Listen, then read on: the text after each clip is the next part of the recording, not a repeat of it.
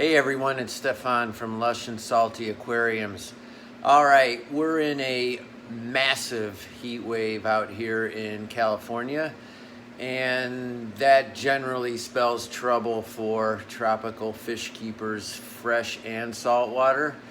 And here's what I do about it to minimize the problems that come from super high heat, because you have to do something. In many ways, heat is a bigger enemy overall than cold when it comes to keeping fish. Reason? You can heat a freaking aquarium. It's a whole other story to try to cool it down. For saltwater tanks, they sell chillers. They're expensive, dubious, use a ton of power. I'm not going that route. We're rolling blackouts here anyway, and that would just, I mean, it's a shit show for me to use a chiller. So I'm going to tell you some of the things that I use to keep my aquariums as good as can be during these conditions. You see some of them in the background here. I'm kind of sitting on the floor. The good news about California is it gets cool at night for the most part, much more tolerable, and then fans are all you need, and that's been my experience.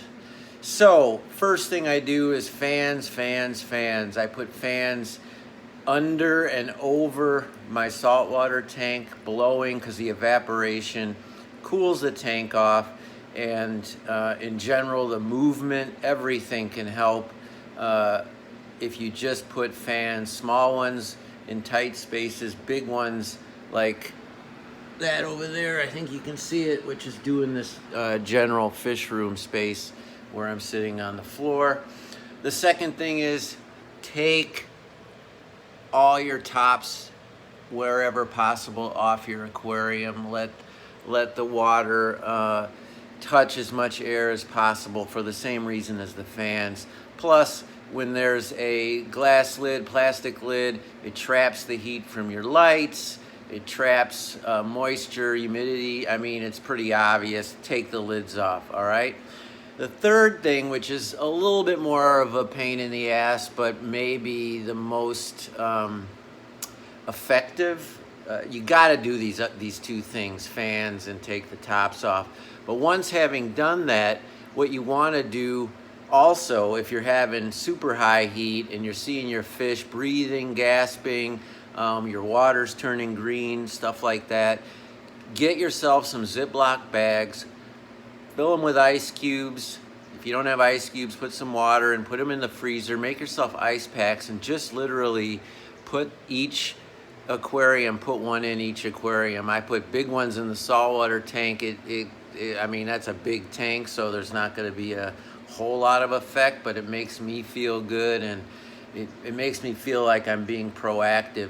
It definitely will affect nano tank temperatures, so I always do that. The fourth thing kind of goes without saying. If you don't do any of the other things, technically you can keep on solving your problem by doing water changes with cool water and some prime to get the chlorine out. Don't fertilize, etc. You want as clean and cool a water, and just do water changes. For nano tanks, it can have a dramatic effect, and I do that for all my tanks yesterday when it was brutal out. And you know, the problem is it takes like an hour and a half to do 10 tanks, but for 2 or 3, it's definitely worth the effort. So water changes, cool water, just use prime, ice bags. You know, in some nano tanks or in these little jar tanks, like there you go, whee, like that guy with the Endlers, I just throw some ice cubes in there. I mean, Endler guppies, a little chlorine in the ice.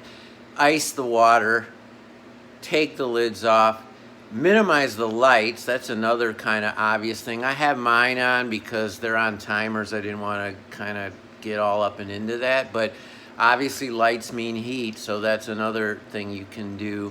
And finally, if you're really having problems, slow your feeding down, darken the tanks, do all the other stuff, and cross your fingers and wait for better weather. I mean, all these things will work, but even though I did most of those things these last couple of days with triple-digit temperatures, I had a few fish kind of roll to the top, looked miserable. A couple jumped. You know, I think they get so exasperated, or whatever the right word is, in a tank depleted of oxygen with 85-degree water, and they just jump, right? And so I had a few of those kinds of suicides. And I had some kind of greening water, or just, there's a kind of sadness that overtakes the interior of the tank. Everything seems hot, just like you do when you're, you know, stuck at a bus stop in the blazing heat. You just kind of wilt, and I get that effect here. Now, because of all the things I'm doing, my plants are growing like crazy. I mean, here you see I cut this. This pothos looks awesome, and it's getting a shoot there. It had a big shoot, and I'm gonna flip this, and you've seen this tank. You see it up there? I can't really tell because of my half-assed camera work, but that thing is growing all the way down. The pothos is everywhere, and whee, spinorama. That is all a function of summertime, lots of light, and because I keep on cycling the water and keep the tank from going foul, the plants just keep growing and growing and growing. And I mean, those are a whole bunch of tips. That's what I do. And in the summertime, I definitely have to keep my hands in the tank, and you know, that's the hobby. All right, buddies, I'll talk to you all soon. Ciao for now.